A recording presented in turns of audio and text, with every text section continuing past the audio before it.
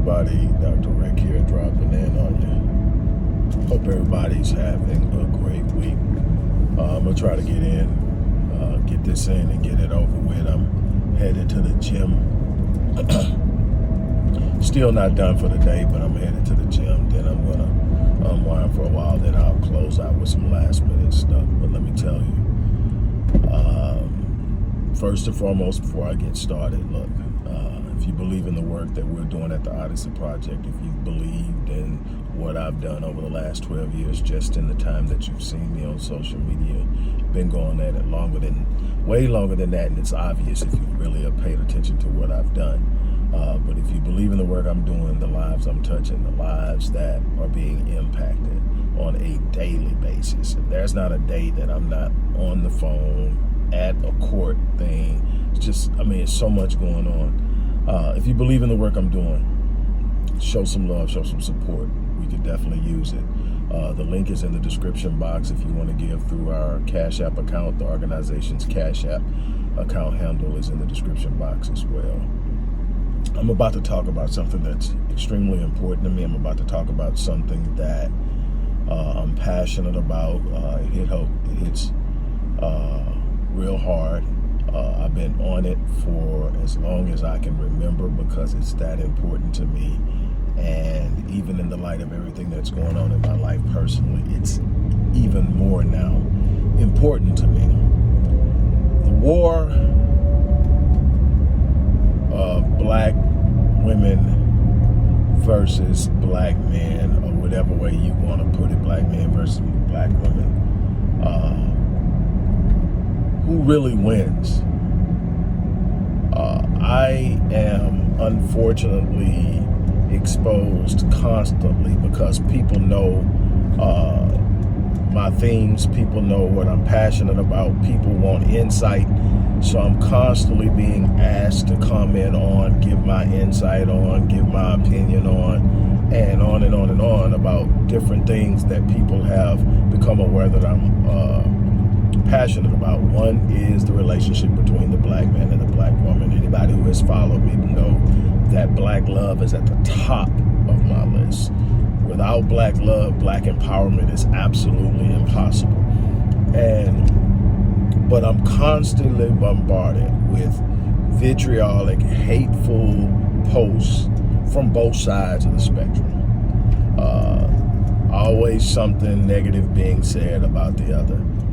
And very rarely is any self or introspective consideration given to self and accountability. Now, don't get me wrong. I'm not here to undervalue or marginalize anybody's personal situation or personal reality. I'm not here to say that you haven't been hurt. I'm not here to say you haven't been mishandled. I'm not here to say that for the women who have gone through horrible situations with men or are still struggling with men, that your situation isn't real. I know because I literally counsel you, women. So I know. Men, I am a man. I've gone through some things. I've been hurt. I've been disappointed. My mom was a 15-year-old mom who had no idea what motherhood was, never was maternal, and I was reared by my great-grandparents. All these dynamics are real. All these dynamics stem from the suffering and the reality we experienced of 246 years of chattel slavery. And there are going to be those who are going to say, man, we're 157 years out of slavery. Ain't it time to stop using slavery as an excuse? Those are going to be people who don't understand generational trauma. Those are going to be people who don't understand social learning theory. Those are going to be people who don't understand that if you don't take the time to heal, to deal with issues, you pass them down. I have studied years and given great deal of consideration to epigenetics, but not just epigenetics in the multi-generational transmission of trauma, but epigenetics in psychology and epigenetics as an influence on disease. I have been asked to travel as far as Frankfurt, Germany, to lecture on the influence of epigenetics and cancer. We're going to find out that a great deal of what we're calling genetic is actually environmental, and I don't mean by carcinogens, I mean by the lives and environments we're exposed to and how traumatic those environments are. But let's get back to the discussion at hand. All of that comes down, you're not going to have interactions between men and women that are inherently and naturally healthy. We don't have a model to go by. We come from dysfunction. And what we've done is absolutely amazing if you think about it. If you think about what we've been able to do without really having a true model of what it really should be like on a consistent basis, we've done some unbelievable things. The problem is there have been a whole bunch of times that we haven't. There have been a whole bunch of failures. There's been a whole bunch of situations in which things have not turned out well. And we are living it out. We are experiencing it. There's no denying that the second leading cause of death for black women black females between the ages of 15 and 44 is intimate partner homicide. That's a reality, and the vast majority of those are going to be what? Black males. So the very ones who are supposed to be responsible for the safety of black women are in fact responsible for their demise. That's a reality. We also understand that there are a lot of things going on as far as how women choose their men and how those choices lead to larger single parent households and how men are easily inclined to leave those households single. We are in a warfare where we understand by the very nature of it that without black love, there is no black empowerment, but yet we don't give enough emphasis to developing a structure for black love, to express black love, to empower ourselves through black love. We don't do that. We are not in that vein right now. We're not operating. So who wins when the black woman and the black man are at odds? Not either. Those who benefit by exploiting us are the ones winning right now. Those who benefit by our disunity and our disjointed reality are the ones who are winning right now. They are constantly fanning the flames. They are constantly presenting it out there, and we jump on it because we're in our feelings. We're hurt. We've been through some things. Those are real. But what I can tell you is if we don't heal, if we don't find one another, if we don't escape the proclivity, the natural proclivity is to place blame. Anytime you find yourself in a hurt position, anytime you find yourself in a frustrated position, anytime you find yourself in a storm, the first thing you want to do is find out who pushed you there. Why? Because that immediately allows you to take it off of you and put it on something so you don't have to own any of it. The problem with that, the moment you place blame, you give up your power. You give it to the person you blame. They're the one responsible for putting you there. You've given it to them. You've given up your power to get yourself out. Now, here's the thing. It's not fair. You want the person who screwed you over to be the one to fix it. The chances are if they screwed you over, something's wrong with them. So they're not going to fix it. They don't know how to fix it. They haven't worked on themselves. You got a bunch of broken people getting with broken people breaking shit. That's the reality of it. Nobody wants to own it because everybody's broken. But here's the problem. We're leaving, but it's not like we're coming together and we're having these broken relationships in the isolation of a vacuum. We're having these broken relationships and we're having children. Now, here's the thing. These children are being left with the mess we're creating because we can't heal and we can't fix it. And we don't. So it's just us blaming one another while the kids suffer, and then they're learning dysfunction. They're learning toxicity. They're learning how they're learning how to do things backwards and wrong and everything else because that's what they're seeing. Let me tell you something. We can talk all day about black group economics. We can talk all day about forward mobility. We can talk all day about reparations. We can talk all day about all the things that we need in order to establish ourselves as a force to be reckoned with. But I can tell you, if we don't rediscover love, first loving ourselves, but also knowing how to love one another, how to heal and how to forgive and how to come together and realize that we are not whole without one another. This whole idea, I don't need. Hell, you don't. If you don't think you don't need and you want your lineage to continue, take your no need somewhere where there is no person of the opposite sex and see how long your lineage lasts. We have got to do better. We have got to find ourselves. And it breaks my heart that we are so easy to run off and leave what we should be building, what we should be caring for, what we should be protecting, what we should be nurturing, what we should be caring for. It absolutely is not productive. We're leaving a whole generation that thinks it's okay to just jump in and jump out, move in, move around. It's all good. You don't like it, bounce. Then when things get real hectic, just blame the other person. Look, I've been talking about this for years. And my fear is that instead of getting better, it's getting worse.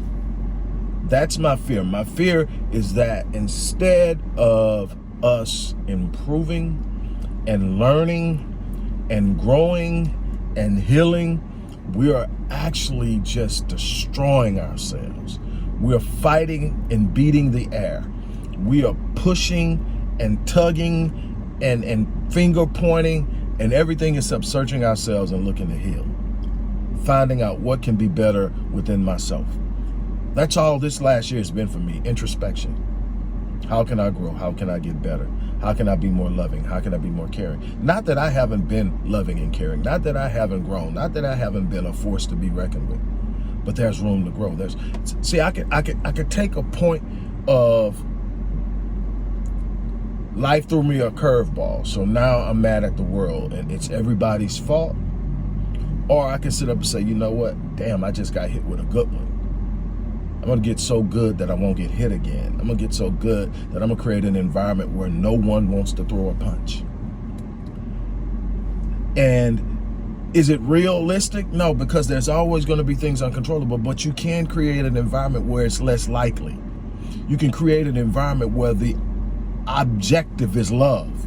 You can create an environment where the objective is healing. You can create an environment where the objective is forward mobility. You can create an environment where the objective is to create a better environment for our progeny so they're not pushed off into our dysfunction and left to figure it out because we didn't.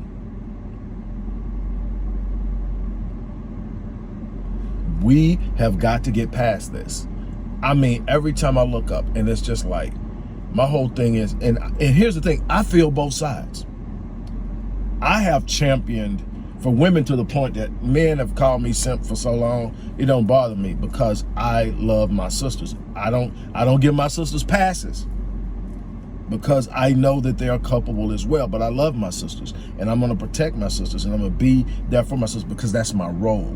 My role isn't based on, are they doing everything I want them to do? My role isn't based on, are they moving how I think they should move? My role, you've heard me say this for years. You've heard me say this about how I move with my daughters, how I move with my wife. I don't love based on how I feel.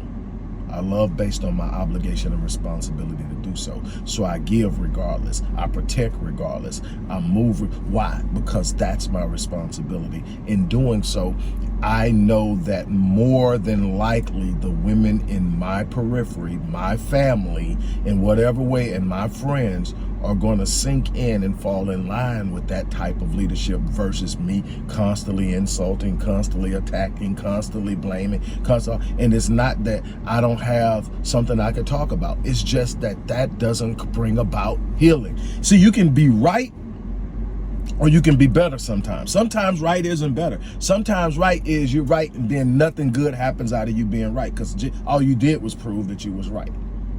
Then there's the thing where you can be better. You can sit up and say, okay, this is what happened and this is what's going on, and then I'm going to do something. But see, that calls for love. That calls for sacrifice. We ain't ready for that. It's far too easy to blame people than it is to put in work. The problem is we're destroying ourselves day by day.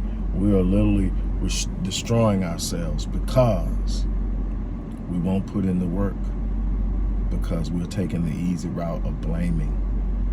And then, you add it in, hey, when you talk about blaming, is it something to blame? Hell yeah, on both sides. We all need work. Nobody wants to claim their mess, but they're ready to point out the other person's mess, and it's a mess.